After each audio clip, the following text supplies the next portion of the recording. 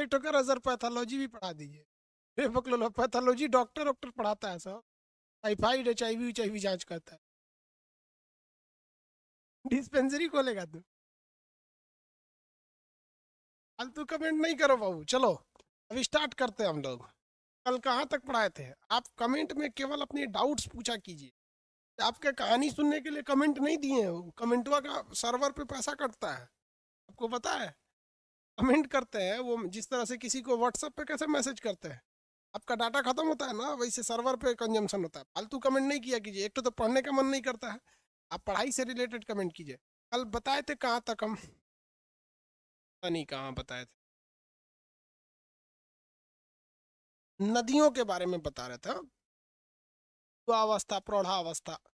चलिए तो थोड़ा सा आंसर दीजिए, ये क्या चीज़ है? ये क्या है? नदियाँ इसे क्या बनाई है? नदियाँ इसको क्या बना दी है? फटाफट आंसर चाहिए।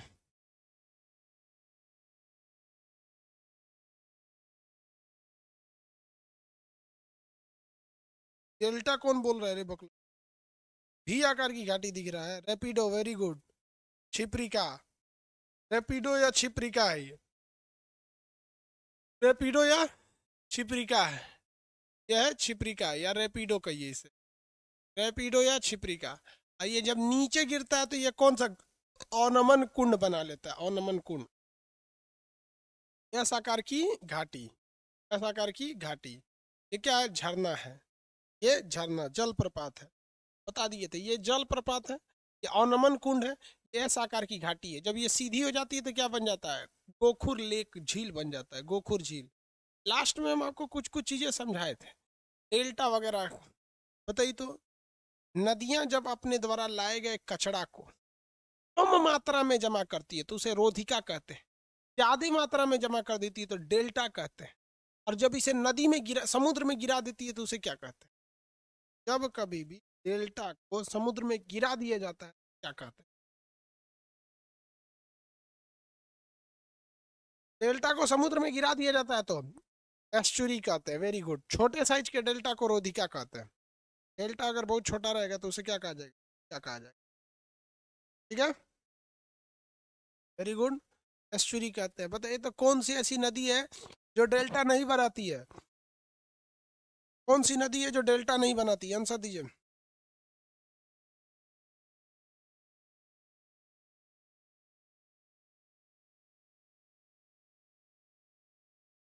कौन सी नदी है जो डेल्टा नहीं बनाती है? नर्मदा और ताप्ती, बेवकूफ कर रहा है गंगा। अरे भाई गंगा सबसे बड़ा डेल्टा बनाती है। गंगा और ब्रह्मपुत्र का डेल्टा सबसे बड़ा है सुंदरवन डेल्टा। गंगा और ब्रह्मपुत्र का डेल्टा सबसे बड़ा है सुंदरवन का डेल्टा। कौन सा डेल्टा? सुंदरवन का डेल्टा। आगे बढ़े, सुंदरवन का डेल्टा। चलिए अब थोड़ा सा आगे फिर से कंसेप्ट समझा देते हैं, उसको अच्छे से समझ। अब हम केवल नदी के मुहाने की बात कर रहे हैं। नदियां जब आती हैं इस तरह से मुहाने पर, इसका ढलान क्या हो जाता है? एकदम घट जाता है। नदियों का ढलान एकदम घट जाता है। नदियों का ढलान घटने के कारण ये कई सारे छोटी छोटी इसमें बढ़ जाती हैं, शाखाओं में बढ़ जाती हैं। इन प्रत्येक शाखाओं को हम क्या कहते हैं? इन्हें हम कहते हैं डिस्ट्रीब्यूटरी या तरीका, डिस्ट्रीब्यूटरी या वितरिका के नाम से जानते हैं। डिस्ट्रीब्यूटरी या वितरिका का, जब कभी भी वितरिका एक ही पास हो जाता है, ज्यादा नहीं फैल पाता है, तो ये लगता है किसी का पंजा है। देखिए तो लग रहा है किसी का पंजा है, इसमें मच्छर चल देता है ना तो गोला बन जाता है। देखिए तो, ये किसी पक्षी का पंजा लग रहा है कि नहीं लग रहा है? लग रहा है कोई मुर्गी उर्गी का पंजा है। तो जब कभी भी डेल्टा जो होता है, ये सब तो डेल्टा ही है ना बाबू। इसमें जो कचरा भर दिए, लाल रंग का कचरा भर देते हैं, ये सब क्या है? ये डेल्टा है। डेल्टा है कि नहीं है? अभी नहीं है। ऑफलाइन में समझे में नहीं आता हाँ या ना। ऑनलाइन ऑफलाइन रहता ना तो स्टेजवा पे बैठा रहता है तो दो चार टोकन में नोच लेते। लेकिन अभी खुलने का कोई चांस नहीं है। कोरोना देख रहा है मच्छर कहीं का तुम।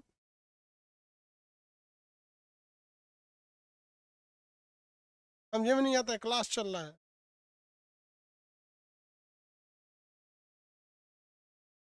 देखिए, ऐसा डेल्टा जो होता है, अब देखिए अब आपको लग रहा होगा कि लग रहा है बत्तख उत्तख का पैर है। लग रहा है बत्तख का पैर है, लग रहा है। तो जो ब्लू कलर वाला एरिया हो तो पानी निकल गया वहां से, ब्लू कलर वाले एरिया में से क्या निकल गया? पानी। ये छोटी छोटी वितरिकाओं से क्या निकल गया? पानी निकल गया यहाँ से भी छोटी वितरिका से क्या निकल गया? पानी। और ये सब क्या बना लिया है? डेल्टा बना लिया है। तो ऐसा डेल्टा जो लगता है पक्षी के पैर का जैसे है, उसे हम लोग कहते हैं पक्षीपाद डेल्टा। कौन सा? पक्षीपाद डेल्टा। संस्कृत में या हिंदी में पैर को क्या कहा जाता है? पाद कहा जाता है। पक्षीपाद डेल्टा कहा जाता है। ये कैसा डेल्टा है? पक्षीपाद डेल्टा। कौन सी नदी बनाती है? तो अमेरिका की मिसिसिपी नदी। अमेरिका की मिसिसिपी नदी का जो डेल्टा है वो पक्षीपात डेल्टा है। कैसा है? पक्षीपात।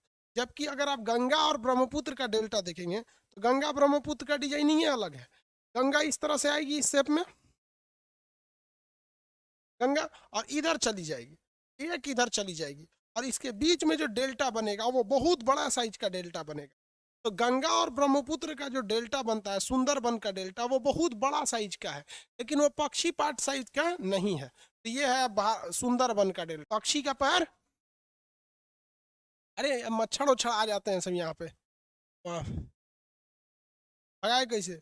हम लोग हिंदी मीडियम वाले हैं, हम लोग मच्छरदानी लगा के सो जाते। सीबीएसई वाले को स्प्रे रख ले, छिड़क देता है, सब मच्छर भाग। चलिए स्प्रे वह खत्म हो गया है।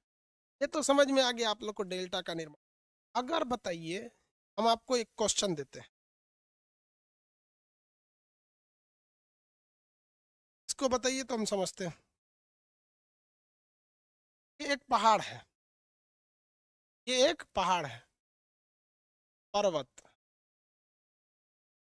आप बताएंगे ये नदी डेल्टा बनाएगी या एस्चुरी बनाएगी, या दोनों बनाएगी? आंसर। डेल्टा, एस्चुरी या दोनों, क्या बनाएगी? ये नदी डेल्टा बनाएगी, एस्चुरी बनाएगी, या दोनों बनाएगी? क्या बनाएगी?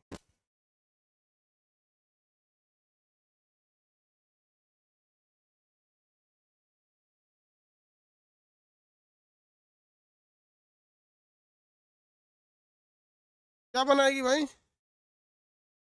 दोनों। Very good. क्या बनाएगी? दोनों बनाएगी।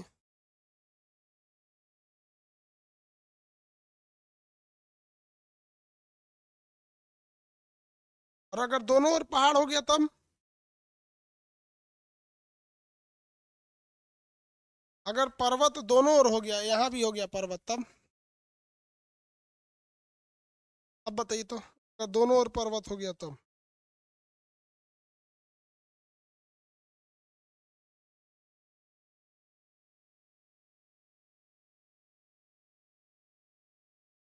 ऐसा टेढ़ा लग रहा था, स्टैंड स्टेट। अगर दोनों ओर बना दिया तो एस्चुरी। ये सारा कचरा को ले आके गिरा देगी नदी में, एस्चुरी बन जाएगा। एस्चुरी बन जाएगा, किसी को कोई दिक्कत नहीं है। नर्मदा और ताप्ती के दोनों ओर पहाड़ है, इसलिए वो सीधे एस्चुरी बना देती है। और गंगा नदी के किसी और पहाड़े नहीं है, गंगा नदी के किधरों पहाड़े नहीं है, तो ये सीधे डेल्टा बना देती है। और गोदावरी की एक और पहाड़ है, एक और नदी है, तो एस्चुरी बनाती है। सबसे बड़ा डेल्टा गंगा और ब्रह्मपुत्र का सुंदरबन डेल्टा। उसी तरह से सबसे बड़ा एस्चुरी किसका है? सबसे बड़ा एस्चुरी कौन बनाती है? सबसे बड़ा एस्चुरी बनाने वाली नदी, सबसे बड़ा एस्चुरी बनाने वाली नदी, एस्चुरी को हिंदी में ज्वार नद कहते हैं, गोदावरी। कौन बनाती है? गोदावरी नदी। कौन सी नदी? गोदावरी नदी। बताइए तो बबुआ।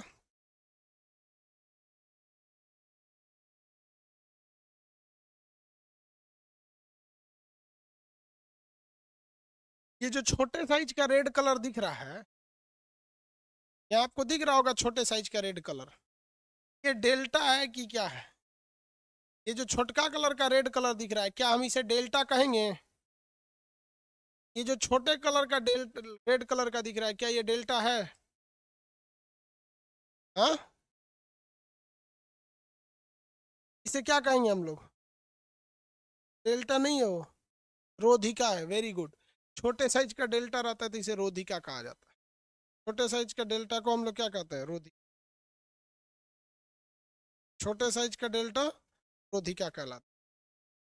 होशियार है सब, समझ गया। नदी में कोई दिक्कत है? हाँ, चलिए दूसरा चीज नदी के बारे में। नदी जहां से स्टार्ट होती है, नदी जहां से स्टार्ट होती है, उसे हम लोग कहते हैं ओरिजिन।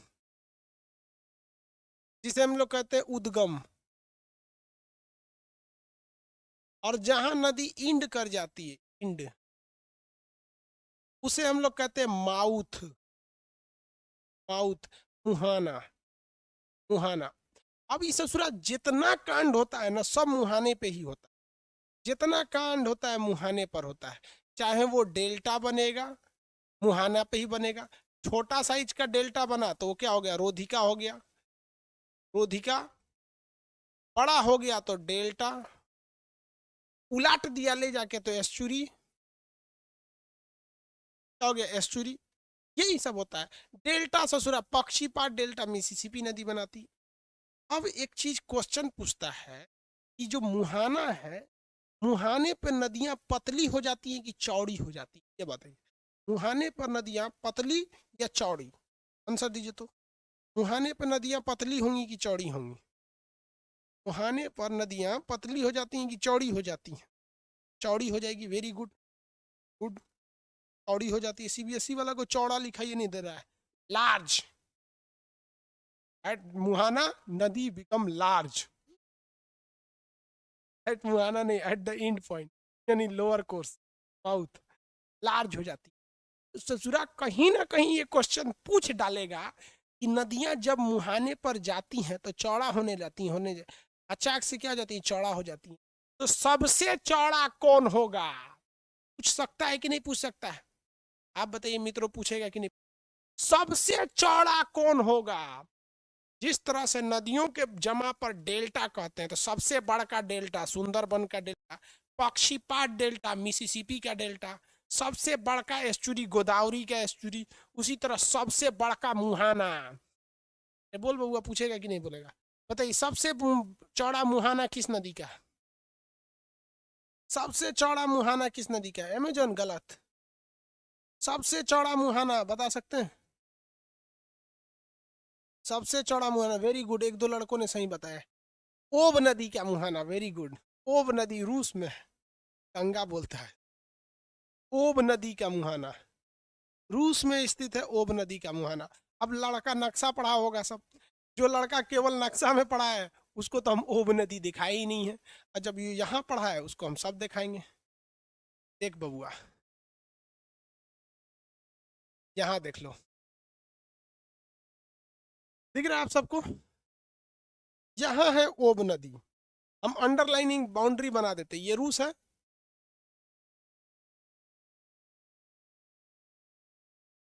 ये है रूस, ये इसकी बाउंड्री है।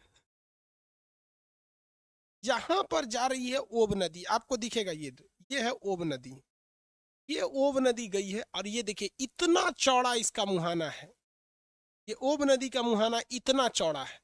तो सबसे चौड़ा मुहाना किसका? ओब नदी का, जबकि गंगा नदी देखिए ना, इसका मुहाना ही नहीं दिखता है। जबकि सबसे चौड़ा मुहाना है ओब नदी का मुहाना, इतना चौड़ा है। अगर कोई चीज नक्शा में इतना चौड़ा दिख रहा है तो रियलिटी में वो बहुत बड़ा होता है। सबसे चौड़ा मुहाना ओब नदी का मुहाना। अब देखिए, यूपीएससी में एक बार क्वेश्चन पूछा था कि दुनिया में सबसे बड़ा मुहाना बनाने वाली नदी ओब नदी है, जो रूस में बहती है। यह किस दिशा में बहती है?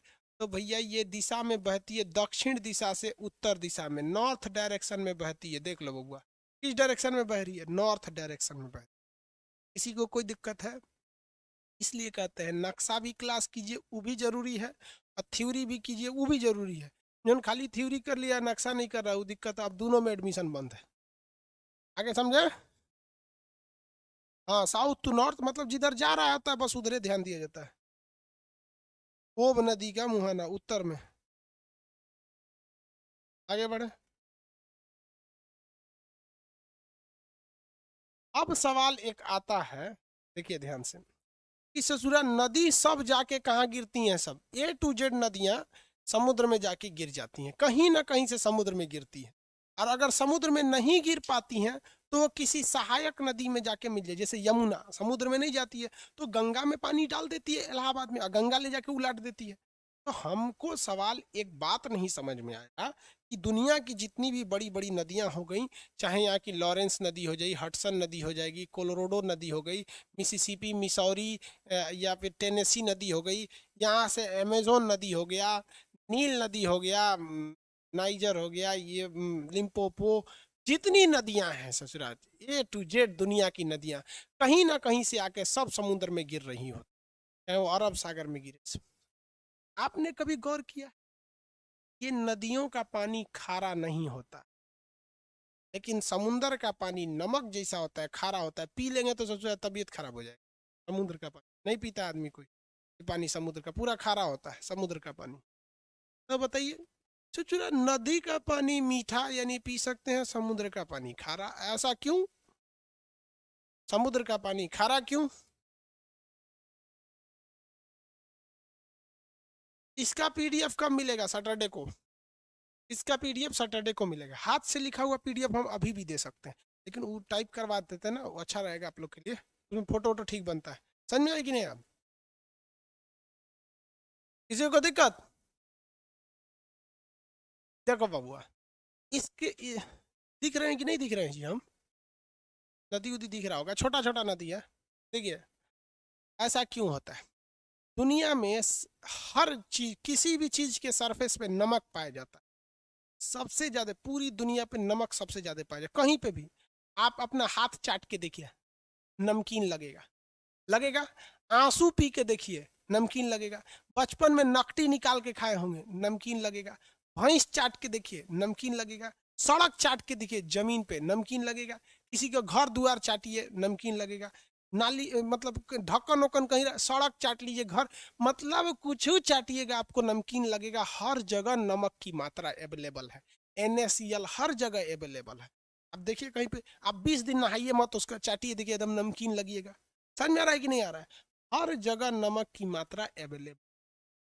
जब कभी भी बारिश होता है, बात समझो ध्यान से, जब कभी भी बारिश होता है तो ये बारिश इतना ज्यादा होता है कि पूरी जमीन को भीगा देता है। ऐसा थोड़ी होता है कि बारिश होगा तो आपका घर नहीं भीगेगा। आपके घर पे बारिश होगा, पूरा नमक को वो बारिश क्या करेगा, अपने साथ पोंछ के लेके चल जाएगा। सड़क पोछ देगा, भैंस गाय गोरू जितना चीज है, सड़क दीवार मिट्टी सब खेत उत को बारिश पोछ देगा। उसके ऊपर उपस्थित सारे नमक को बारिश उठा के लेके चला जाएगा नाली में, नाली जाके मिलेगा नहर में, नहर जाके मिलेगी नदी में। यानी पूरे शहर का नमक, पूरे भारत का नहर, जितने भी शहर हैं, जितने भी राज्य हैं, भारत है, जितना भी देश है, सबका नमक नालियों के रास्ते, नहर के रास्ते नदी में आ गया। और उस सारे नमक को नदी उठा के कंटिन्यूअसली पटक देती है समुद्र में ले जाके। अब बेचारा समुद्र कहाँ पटके, तो चुपचाप यहीं रह जाता है। समझ में आ गया कि नहीं आ गया? जी कोई दिक्कत है? नदी अपना नमक ले जाके फेंक देती है, चल ससुराल जा। ये नदी में नमक कम रहता है, क्योंकि नदी का नमक केवल अपने भर का रहता है। समुद्र में तो पूरी दुनिया का नमक है, वहां पे फेंक देती है, तो समुद्र का जल क्या हो जाता है, खारा हो जाता है। अब वो नमक पता नहीं किसके पसीना से बना है कि किसके पोंटा से बना है, कोई नहीं जानता। समुद्र का जल खारा हो जाता है। क्वेश्चन पूछा हुआ है कि समुद्र के खारेपन का मुख्य कारण क्या है? तो नदियों द्वारा ले आए गए सिल्ट या अवसाद या कचड़ा के द्वारा निक्षेपण, कचड़ा को क्या कर देती है, निक्षेपण कर देती है। समझ में आ रहा है कि नहीं आ रहा है? किसी को कोई दिक्कत है? समुद्र का पानी खारा क्यों होता है? किसी को दिक्कत नहीं? अब जब मेंस का एग्जाम दीजिएगा, चाहे आप PCS का या फिर UPSC का, उसमें सब चीज़ लिखिएगा। टोपोग्राफी जब बनेगी ना, सब चीज, नदियों का कोर्स कहाँ से शुरू हुआ था, अपक्षय, अपर्दन, निक्षेपण, छिप्रिका, छिप्रिका से V आकार की घाटी, गार्ज, कैनियन, I आकार की घाटी, छिप्रिका, नीचे उतरा था तो झरना, जलप्रपात, अवनमन कुंड, S आकार की घाटी, प्राकृतिक तटबंध, और यहाँ से हो जाएगा गोखुर झील। उसके बाद से कई भागों में बढ़ जाएगी तो क्या हो जाएगी, वितरिका, वितरिका के बाद रोधिका, रोधिका के बाद डेल्टा, डेल्टा के बाद एस्चुरी बनाइएगा, एस्चुरी के बाद सारा खारा पानी ले जाके फेंक दीजिएगा समुद्र में, कर दीजिएगा समुद्र खारा हो गया, समुद्र का पानी खारा। और उसी को नमक छान के बना दीजिए पतंजलि नमक, शुद्ध समुद्र का नमक। कौन चीज लिख दीजिए उस पर, किसी को कोई दिक्कत नहीं है। ये हो गया आपका नदी द्वारा निर्मित स्थलाकृति। सबसे ज्यादा डेल्टा, बड़ा डेल्टा, छोटा डेल्टा, पक्षीपात डेल्टा, मुहाना वहाना सब खत्म हो गया नदी से related. All topography made by river has been completed by Khan sir in this application class. Understand all my CBSE dear student what I am saying? चलिए, CBSE वाला खुश हो जाता है। पूरी इंडिया में जितना CBSE बोर्ड को हम फेमस किए, उतना कोई नहीं फेमस। आगे देखते हैं। सीबीएसई वाला कहता है सर इंग्लिश में पीडीएफ दीजिए, उसको ट्रांसलेट कर लो गूगल में डाल के। आगे बढ़े।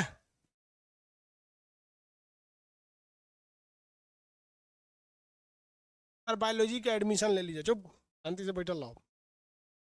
अब पढ़िए लेगा सब तो बेरोजगार कौन रहेगा। अब हम लोग पढ़ लेते हैं। इस समुद्र में जल भी तो शांत बैठा नहीं है। समुद्र का भी जल हिचकोले मार रहा है, इसे लहरें मार रही हैं। और जब लहरें चलेंगी समुद्र की लहरें, तो ये समुद्र की लहरें चलती क्यों हैं? क्योंकि पृथ्वी भी क्या कर रहा है? घूम रहा है। पृथ्वी क्या कर रही है? घूम रही है। पृथ्वी के घूमने से एक झटका लगता है, जिस झटका को हम कोरियोलिस बल कहते हैं। तो समुद्री लहरें 3 वजह से घूमती हैं। एक कोरियोलिस बल, पृथ्वी का घूर्णन, और अगर पृथ्वी घूमना बंद भी कर दे या समुद्री लहरें न भी चलें, कोरियोलिस बल न भी लगे, तो हवाएं जब ऊपर से चलेंगी तो समुद्र को ले जाएंगे। तो समुद्र के द्वारा भी कुछ न कुछ टोपोग्राफी या स्थलाकृति का निर्माण होगा। लेकिन यह स्थलाकृति बीच समुद्र में होगा ही नहीं, कि बीच समुद्र में तो समुद्र में केवल जल होता है। जब भी स्थलाकृति का निर्माण होगा तो समुद्र के किनारे ही होगा। किसके किनारे होगा? समुद्र के किनारे। बढ़े।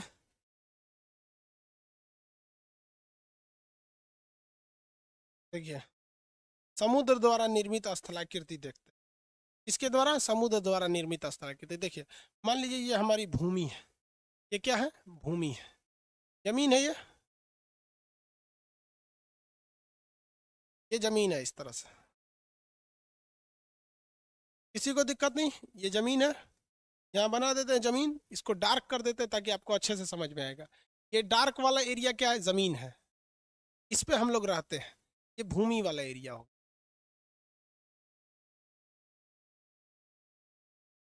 देखिए,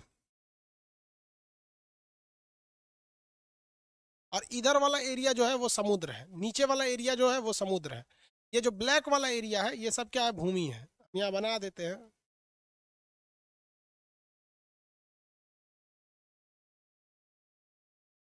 चलिए, अब समझ में आ रहा है। जितना ब्लैक किए हैं ये तट है, समुद्र है। अब पूरा ब्लैक नहीं करेंगे, अब इसको ऐसे ऐसे साइड मार देते हैं। ये क्या चीज है भैया? भूमि है। और नीचे का पूरा एरिया क्या है? समुद्र है। नीचे का एरिया समुद्र है, नीचे ये समुद्र है। किसी को दिक्कत? ये सारा एरिया समुद्र है, इसमें पानी भरा हुआ है। किसी को दिक्कत? ये सब समुद्र का एरिया, पानी भरा हुआ है। इसमें अब नदी में स्थलाकृति का निर्माण कैसे होगा? जितने भी एस्चुरी आपने फेंका है, नदियों ने जितनी भी एस्चुरी को बना बना के फेंका है, वो सारी की सारी एस्चुरी आगे जाकर कचड़े का निर्माण करेगी। और समुद्र में पाए जाने वाले कचड़ा को हम ले इसे मिटा दिए, पूरा लो ले। समुद्र में पाए जाने वाले कचड़ा को हम लोग क्या कहते हैं? सिल्ट कहते हैं। समुद्र में पाए जाने वाले कचड़ा को सिल्ट कहते हैं। इसको मिटाए हैं तो इसको लगाए कि हम मिटा रहे हैं। अरे भाई, आप समझ रहे हैं ना कि ये भूमि है? सब लोग समझ रहे हैं ना? ऊपर काला वाला क्या है? भूमि है। तो समुद्र में पाए जाने वाले कचड़ा को हम क्या कहते हैं? सिल्ट कहते हैं। समुद्र में पाए जाने वाले कचड़ा को सिल्ट कहा जाता है। क्या कहा जाता है? सिल्ट कहा जाता है। तो समुद्री लहरें जो समुद्र में उपस्थित कचड़ा है, इस पर कंटिन्यूअस फोर्स लगाती रहती हैं, कंटिन्यूअस फोर्स लगाती है। समुद्र में बहुत सारे कचड़े होते हैं, समुद्री कचड़ों को क्या कहा जाता है? सिल्ट कहा जाता है। तो ये जितना रेड कलर वाला देख रहे हैं ये सब क्या है? सब भाई ये सब के सब है, सब सिल्ट है। क्या है? सिल्ट है। तो समुद्री लहरें इन सिल्ट को क्या करती हैं? ढकेलती रहती हैं, ढकेलती रहती हैं यहाँ पर। और ये सिल्ट लगातार आगे बढ़ रहा होता है। आगे बढ़कर ये क्या करती हैं? इस सिल्ट को उठाकर ढकेल ढकेल ढकेल के तट पर लगा देती, तट पर लगा के जाम कर देती। जब ये जाम कर देती हैं तो इसके पीछे एक झील का निर्माण हो जाता है। इसी झील को कहते हैं लैगून झील। कौन झील? लैगून झील। बड़ी नाम सुने होंगे, लैगून झील। समुद्र के किनारे बनने वाले झील को हम लैगून झील के नाम से जानते हैं। समुद्र में बनने वाले समुद्र के किनारे बनने वाले झील को हम क्या कहते हैं? लैगून झील कहते हैं। कौन सा झील? लैगून झील। अब आप बताइए, क्या राजस्थान में लैगून झील पॉसिबल है? नहीं है। लैगून झील केवल वहीं पॉसिबल है जो समुद्र के किनारे हैं, अर्थात भारत के 9 राज्य समुद्र के किनारे हैं। किनारे लगने वाले झील को हम लैगून झील कहते हैं। अब हम आपसे, ये चीज क्या चीज है? सिल्ट है। ये क्या है? सिल्ट। सिल्ट। अब आपसे क्वेश्चन पूछते हैं, लैगून झील के निर्माण किससे होता है? लैगून झील का निर्माण किससे होता है? सिल्ट से होता है या लहरों से होता है? लैगून झील का निर्माण सिल्ट से होता है या लहरों से होता है? यूपीएससी का क्वेश्चन है। लैगून झील का निर्माण सिल्ट से होता है कि लहरों से होता है? आंसर चाहिए। I want answer. लैगून झील का निर्माण सिल्ट से होता है या लहरों से होता है? Both. Not both, only one answer. केवल एक आंसर चाहिए, एक, केवल एक आंसर। सिल्ट से? गलत। सिल्ट से नहीं होता है, लहरों से होता है। देखिए, अगर ये सिल्ट जो है, अगर लहर नहीं आएगी तो सिल्ट जहां था वहीं रह जाएगा। सिल्ट जहां था वहीं रह जाएगा। अब आप एक सवाल पूछेंगे कि लहरें क्या कर ली हैं अगर सिल्ट ना रही तो? है कि नहीं? अगर सिल्ट नहीं रहेगा तो लहर क्या कर लेगी? लहर बहुत कुछ कर लेगी। समुद्री लहरें जब आएंगी तो सिल्ट को बकोटते हुए चलेंगी, ऐसे सिल्ट को ऐसे बकोटते हुए चलेंगी। तो जब ये सिल्ट को बकोट लेंगी, बकोटने का मतलब समझते हैं? इरोजन करना, अपर्दन करना। तो समुद्री लहरें अपने साथ कुछ कुछ सिल्ट को लेकर आएंगी बकोटते हुए, और यही बकोटा हुआ सिल्ट ले आके छपाक से किनारे फेंक देंगी। और अगर उससे पानी घिर गया तो उस घिरे हुए झील को कहते हैं लैगून झील। समझ में आ गया? भारत का सबसे बड़ा लैगून झील बताइए कौन सा है? अरे भाई, बिहार में तो होगा ही नहीं, समुद्र के किनारे थोड़ी है, हरियाणा में भी नहीं होगा, वही 9 राज्य में होगा। भारत का सबसे बड़ा लैगून झील चिल्का झील। वेरी गुड, उड़ीसा में। चिल्का झील उड़ीसा में है। सबसे बड़ा लैगून झील चिल्का झील उड़ीसा में। चिल्का झील उड़ीसा में। अब एक बात बताइए, लैगून झील खारा होगा या मीठा होगा? लैगून झील का पानी खारा होगा या मीठा होगा? तो लैगून झील का जो पानी है, गुड, खारा होगा। अरे बकलवा, समुंदर के ना पनिया है, नीचवा से रिस के तो जेबे करेगा, कहता है मीठा पानी होगा। इनके अब्बा ले आके में मीठा पानी डालेंगे कहीं का बोलता है कि मीठा पानी होगा, पूरा पैदल है दिमाग से। देखिए कैसा पानी होगा? खारा पानी होगा लैगून झील का। अब ये लैगून झील बड़े काम के होते हैं।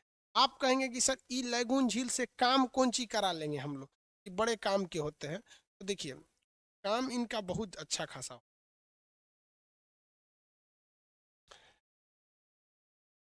लैगून झील से क्या काम होता है? एक चीज अगर आप देखिए कि हम यहाँ एक बंदरगाह बनाते हैं, बंदरगाह समझते हैं लोग, सी पोर्ट। हम यहाँ एक सी पोर्ट बना देते हैं, ये है सी पोर्ट। ये एरिया पे हम क्या बना दिए हैं? सी पोर्ट बना दिए हैं। अब ये सी पोर्ट ठीक है तब तक जब तक कि कोई सुनामी वगैरह नहीं आया है। ये वाइट वाला जो सी पोर्ट बनाए हैं तब तक ठीक है जब तक कोई सुनामी वगैरह नहीं आया है। लेकिन बाई दी वे तूफान या सुनामी आएगा ना तो धड़ाम से मारेगा, सीपोर्ट उधिया जाएगा। सीपोर्ट क्या हो जाएगा? उधिया जाएगा। तो सीपोर्ट उधिया जाएगा, सामने अगर रख देंगे तो उधिया जाएगा। सीबीएसई वाला समझता है उधिया जाने का मतलब जी बोला जाता है उधिया, destroy, completely destroy suddenly by air is known as उधिया जाना। ये सीपोर्ट क्या हो जाएगा? उधिया जाएगा, कंप्लीट डिस्ट्रॉय हो जाएगा। ये सीपोर्ट को हम सेफ नहीं मानते हैं, सुरक्षित नहीं मानते हैं। इसलिए हम लोग लैगून झील का सहारा लेते हैं। हम लोग किसका सहारा लेते हैं? लैगून झील का सहारा लेते हैं। हम लोग क्या करते हैं? बंदरगाह को इस लैगून के अंदर बना देते हैं, यहां बना देते हैं। आप कहेंगे कि आंसर पगला गए यहाँ हम लैगून बना दिए तो जाएगा आदमी कैसे? क्योंकि अगवा तो बंद करके रख ले है सील्ट, इसमें जाएगा कैसे? तो इसके लिए हम लोग प्रयोग करते हैं रोधिका का। किसका? रोधिका का। यहां से इसको थोड़ा सा जेसीबी लगा के कोच काच के खत्म कर देते, हल्का सा इसको फोड़ के हम लोग खत्म कर देते हैं। तो इसे हम लोग कहते हैं प्रवेश द्वार। क्या कहते हैं? ज्वारीय प्रवेश द्वार। इस यहां से हम लोग एंट्री कर देते हैं और इसको ऐसे हल्का कर देते हैं और उसके बाद अंदर बनाते हैं हम लोग बंदरगाह, ये वाला बंदरगाह। अब बताइए, पानी वाली जो जहाज आती है वो पानी वाली जहाज इस लैगून से एंट्री करके इस तरह से जाती है, इस तरह से जाती है। और अगर कभी गलती से सुनामी आ भी गया तो इधर ही रहेगा, इधर ही रहेगा। और सुनामी घुस के हैंगा थोड़े कहेगा किधर है रे, बंबई बंदरगाह फोड़ देंगे तोरा, कहाँ है रे, ऐसे थोड़े कहेगा वहां पे। अरे भाई बच जाएगा वहां। समझ में आएगा कि नहीं? क्या बहुत काम का ये चीज होता है लैगून झील। किसी को कोई दिक्कत है लैगून झील में? समझ में आ रहा है कि नहीं आ रहा है? लैगून झील का निर्माण में सबसे महत्वपूर्ण भूमिका लहरें निभाती हैं। सिल्ट भी जरूरी है बट प्राइमरी नहीं है, वो क्या है, जरूरी है। जैसे क्लास लेने के लिए कैमरा जरूरी है कि खान सर? भैया जरूरी तो दोनों है। खान सर रहेंगे, कैमरा नहीं रहेगा तो ऑफलाइन पढ़ा देंगे, मोबाइल से क्लास लगा देंगे। समझे? क्या करो लोग, हिंदी मीडियम वाला भी सोचता है सब ना, खान सर सीबीएसई वालों को ज्यादा मानते हैं। वो भी इंग्लिश में रिप्लाई करता है। एगो लिखा है, हम पूछे समझे तो कह रहा है यो सर। देखो ये हिंदी मीडियम वाला है, ये खुद को सीबीएसई वाला बनना चाह रहा है। देख रहा है सर ज्यादा मानते हैं उन सबको, यो सर, यो सर। अपने रहो ना, सियार हो तो सियारे रहो, कौआ कभी मोर नहीं हो सकता है, कौआ हो तो कौए रहो। चलिए यहाँ तक समझ में आ गया समुद्री लहरें। समुद्री लहरें और भी बहुत सारे कांड को करती हैं। मजा आ रहा है बबुआ पढ़ने में? लैगून झील वगैरह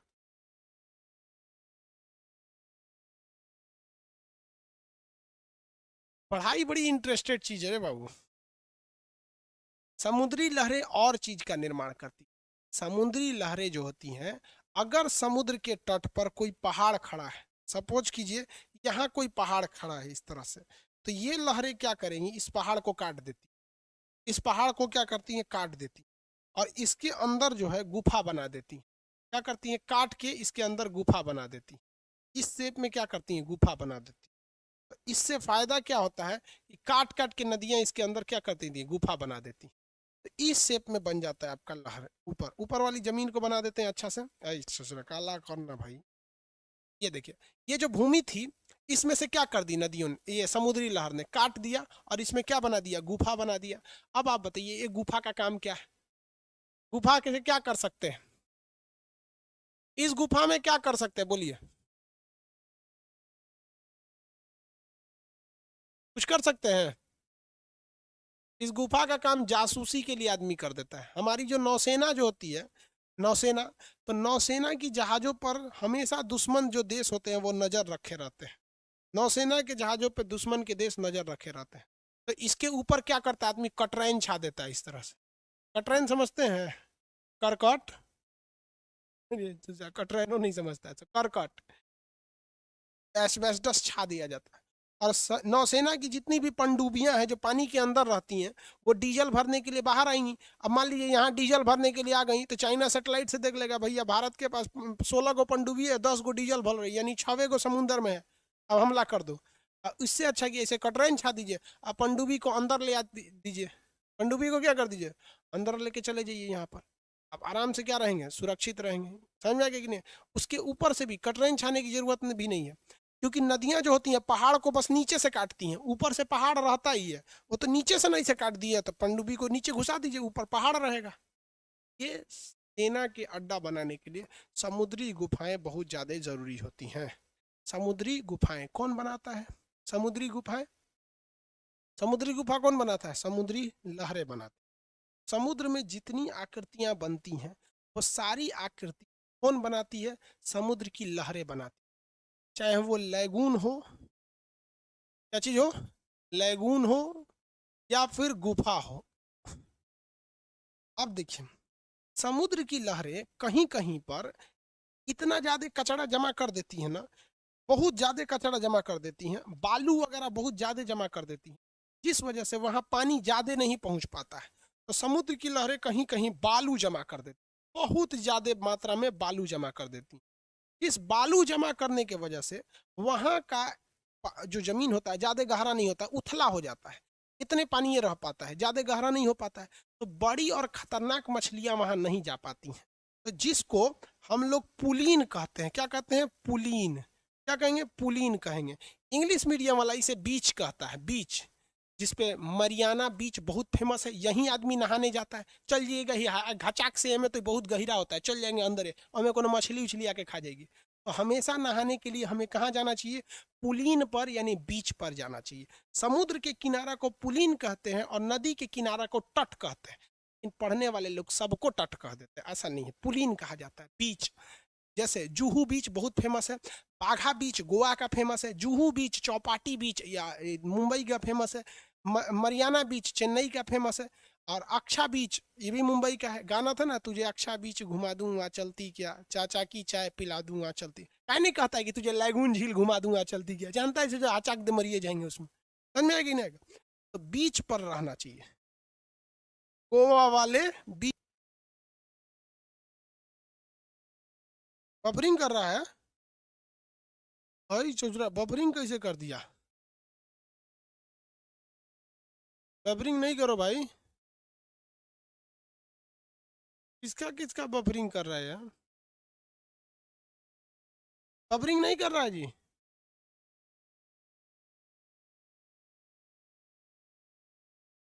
बफरिंग नहीं कर रहा है, ठीक हो गया।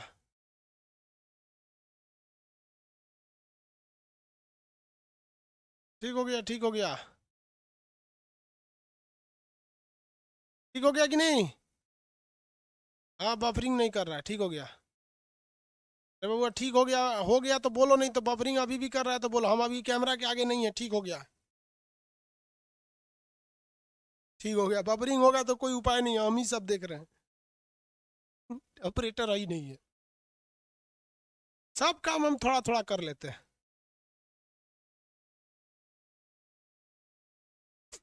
हमको किसी काम से डर नहीं लगता है, बस एक बार जब घर वाला कहता है बाबू ब्याह कर देते हैं, बहुत से डर लगता है, पता नहीं कौन है खोपड़ी की। समझ आ रहा है कि नहीं यार? आगे देखते हैं, इतना समझ में आ गया समुद्री लहरों द्वारा निर्मित स्थलाकृति। अब हम आपको पढ़ाएंगे पवन द्वारा स्थलाकृति, क्योंकि याद कीजिए जब हम आपको टोपोग्राफी पढ़ा रहे थे, आपसे हम बताए थे इस बात को कि जो टोपोग्राफी होता है, टोपोग्राफी ऐसे नहीं, ऐसे लिखते हैं ग्राफी, क्योंकि अब थोड़ा ज़्यादा अच्छा लग रहा है। ये क्या है? हिंदी और इंग्लिश, इंग्लिश है स्थलाकृति टोपोग्राफी। तो इसमें बताए थे कि आपको रिवर टोपोग्राफी बताएंगे, साथ ही साथ आपको समुद्री लहरों द्वारा बताएंगे, समुद्र द्वारा निर्मित स्थलाकृति।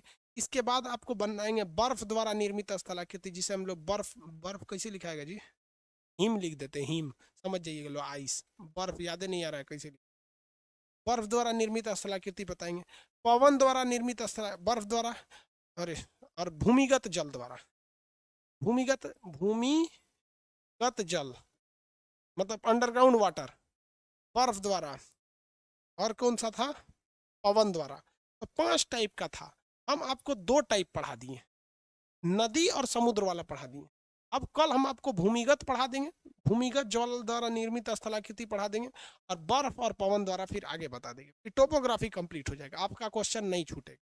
ठीक है, आज के लिए इतना ही। सर्वर पर लोड बढ़ते जा रहा है, इस वजह से अचानक बैठ जाएगा, फिर ज्योग्राफी वाला क्लास में दिक्कत हो जाएगा।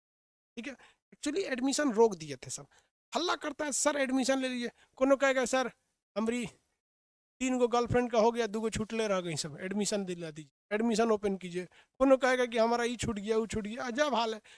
जब भी बैच शुरू हो, अपने भैया भाभी चाचा चाची सब लोग को बोल दिया कि एडमिशन होने वाला, जल्दी ले लीजिए, बीच में आने के बाद सर्वर डिस्टर्ब हो जाता है। आज के लिए इतना ही, कल की टोपोग्राफी कल के